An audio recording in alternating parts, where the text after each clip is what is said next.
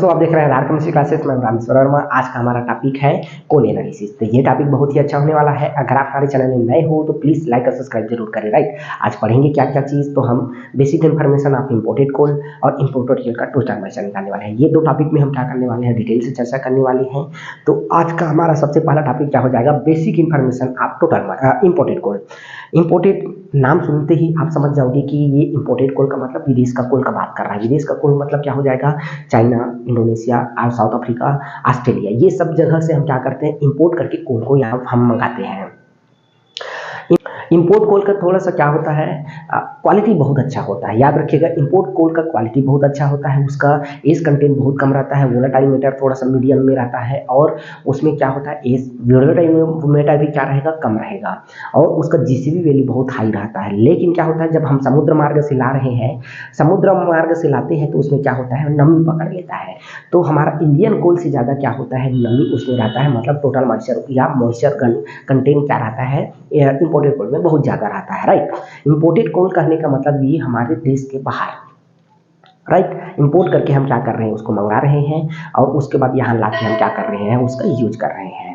ठीक, ये हो गया बेसिक इन्फॉर्मेशन। अब इसका हम क्या करते हैं, टोटल मॉइस्चर निकालते हैं। टोटल मॉइस्चर थोड़ा सा इंडियन कोल और उसका दोनों का डिफरेंस होता है। इसको हम 3 स्टेज में बोल सकते हैं, जैसे कि ADL1 स्टेज, ADL2, उसके बाद R, ये 3 स्टेज में कंप्लीट होता है। राइट, तो इसका हम क्या करते हैं, पहले हम ऐसे बता देते हैं, फिर आपको लिख के बताएंगे।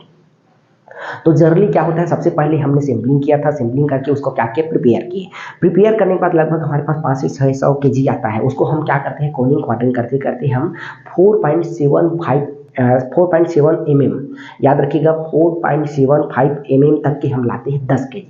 10 kg को हम 2 पार्ट में डिवाइड करते हैं। 2 पार्ट में डिवाइड करके हम एक जो 5 kg है उसको हम क्या करते हैं, एम्प्टी ट्रे लेते हैं।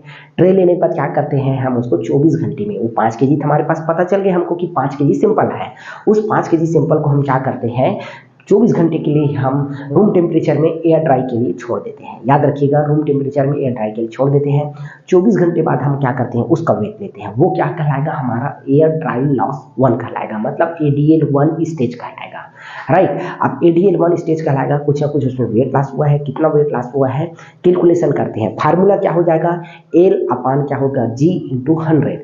L जहाँ पे क्या हो जाएगा हमारा, देखते हैं तो लॉस ऑफ वेट, और W बराबर क्या हो जाएगा, वेट हो जाएगा।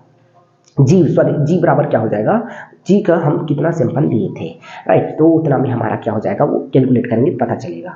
अब उसके बाद दूसरा हम देखते हैं, जो 5 kg हम सैंपल ADL1 के लिए सुखाए थे, उसको हम जाके क्रश करते हैं। अब क्रश करते हैं तो 2.36, याद रखिएगा 2.36 mm में हम क्या करते हैं, उसको क्रश करते हैं। क्रश करने के बाद क्या करते हैं, उसको कोलिंग क्वाड्रिंग के थ्रू 2 kg तक लाते हैं। याद रखिएगा, 5 kg को हम क्या करते हैं, 2 kg तक लाते हैं। 2 kg लाने के बाद क्या करते हैं, उसको हम 16 घंटे के लिए AD में हम उसको सुखाते हैं। एयर ड्राई में क्या करते हैं, रूम टेम्परेचर के एयर ड्राई में 24 घंटे के बाद हम क्या करते हैं, दूसरा हमारा 16 घंटे, याद रखिएगा 16 घंटे तक हम क्या करते हैं, उसको स्प्लिट करते हैं। 16 घंटे बाद उसका वेट लेते हैं। जब वेट लेते हैं तो उसमें क्या होता है, कुछ ना कुछ वेट लॉस होगा, वो हमारा क्या कहलाएगा, ADL2 कहलाएगा। ठीक, अब वो क्या करते हैं, जो हमारे पास 2.36 है, इसको हम फर्दर क्रश करते हैं। 2 kg से हम क्या करते हैं, 2 kg है, उस 2 kg को हम क्या करते हैं, 250 माइक्रोन तक के उसको क्रश करते हैं। जब क्रश हो गया उसके बाद हम क्या करते हैं, इसको एक क्रश होने के बाद क्या करते हैं, इसको 200 ग्राम तक लाते हैं। याद रखिएगा, 2 kg से हम क्या करते हैं, 200 ग्राम तक के लाते हैं।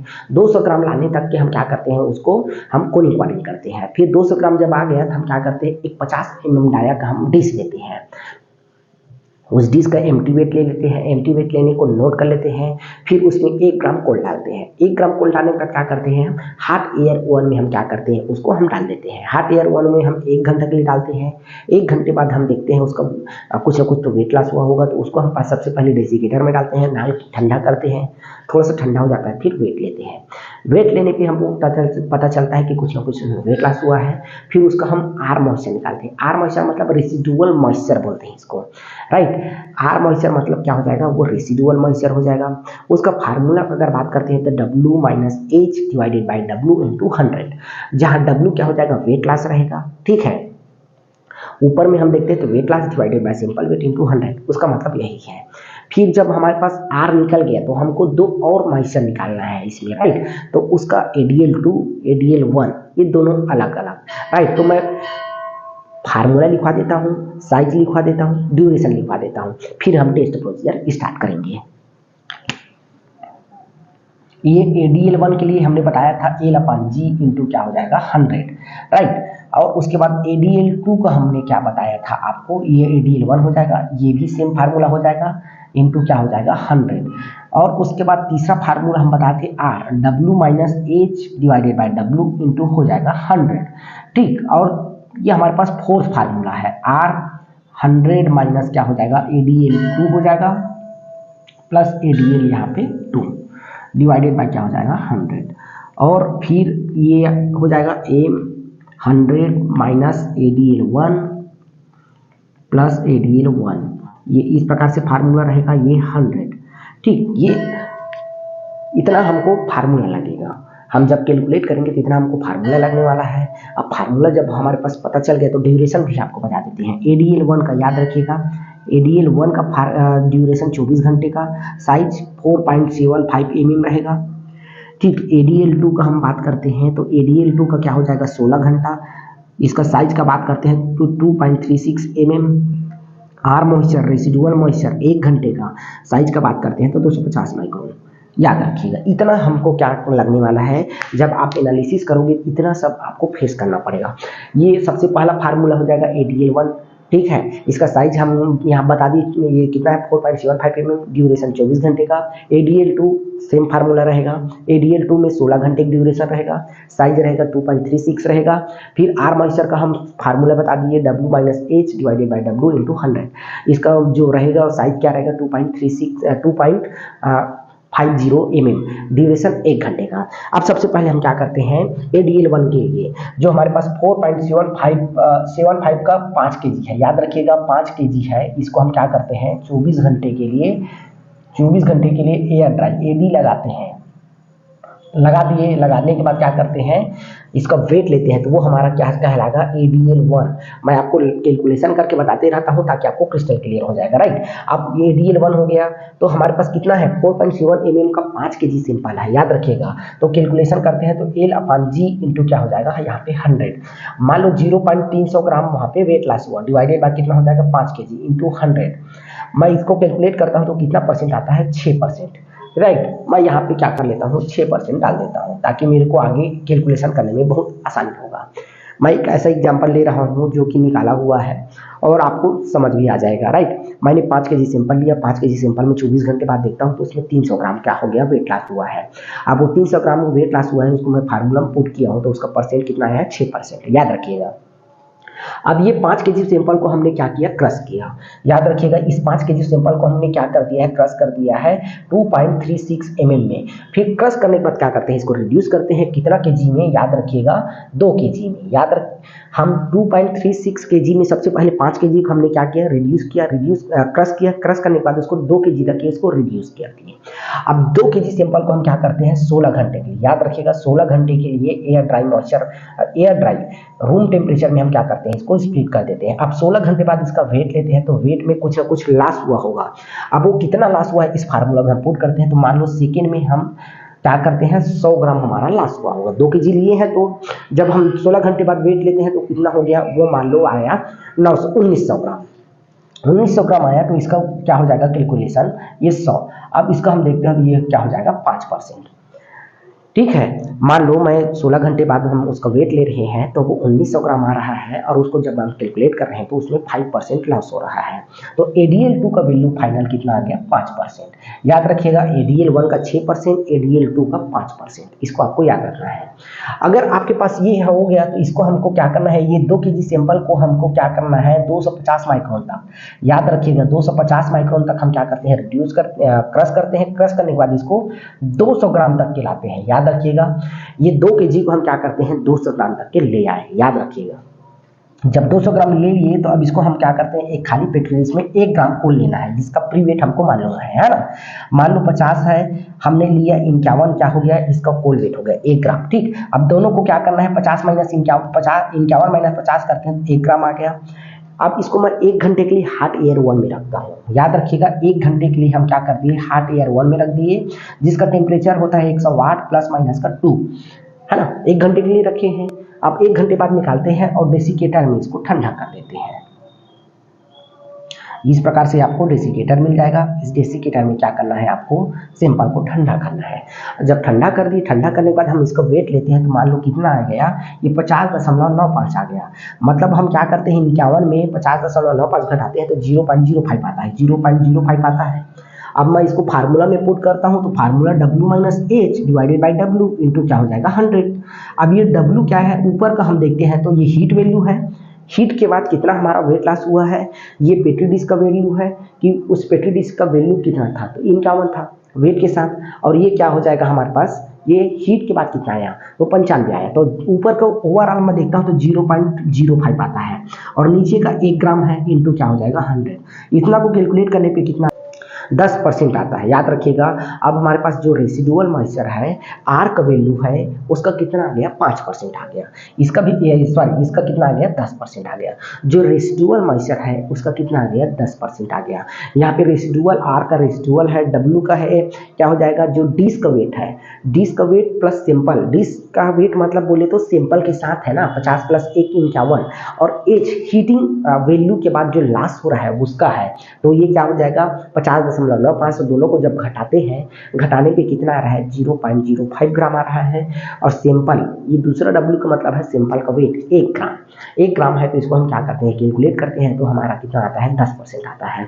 अब ये 3 फार्मूला हमारे पास है तो इसमें हम क्या करते हैं, पुट अप करते हैं, राइट। ये आपको हो सकता है, उम्मीद करते हैं कि समझ आया हो। सबसे पहले हमने क्या किया, 4.75 को 24 घंटे के लिए क्या कर दिए, स्प्लिट कर दिए, ADL1 निकल गया।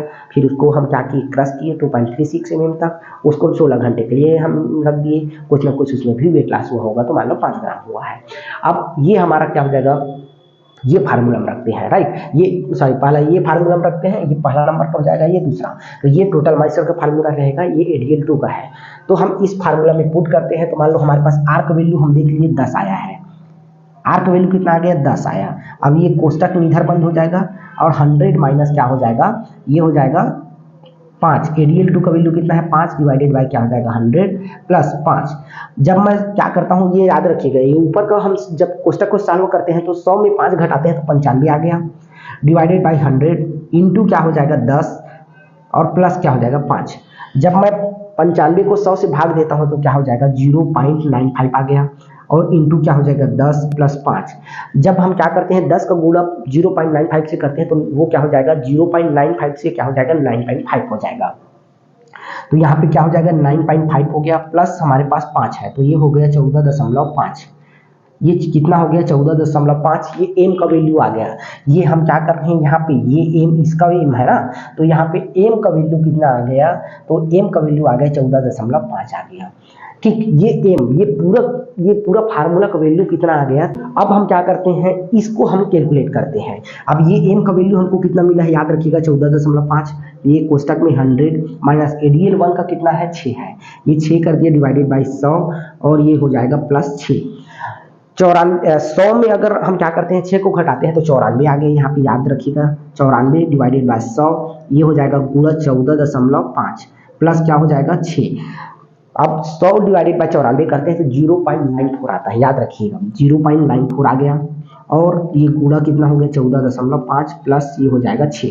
अगर मैं क्या करता हूँ 14.5 का गुणा 0.94 से करता हूँ तो 13.63 आता है। आप कैलकुलेट करके देखते रहिए, 13.63 आता है, प्लस इसमें मैं 6 जोड़ देता हूँ तो कितना हो गया 19.63 हो गया।